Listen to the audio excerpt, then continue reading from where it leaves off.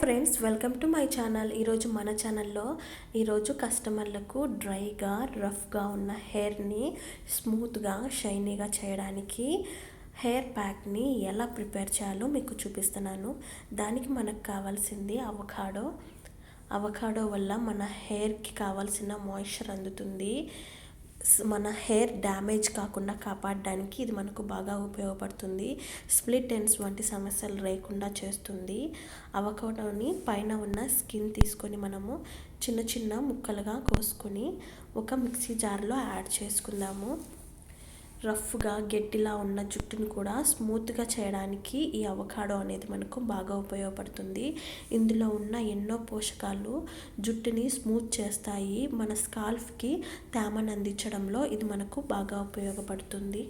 ఇప్పుడు ఇందులో మనము పెరుగును కూడా యాడ్ చేసుకుందాము.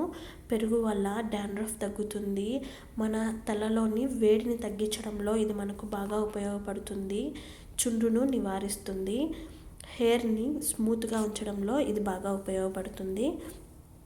తర్వాత ఇందులో మనము ఇంకొక ముఖ్యమైన ఇంగ్రీడియంట్ని కూడా యాడ్ చేసుకుందాము.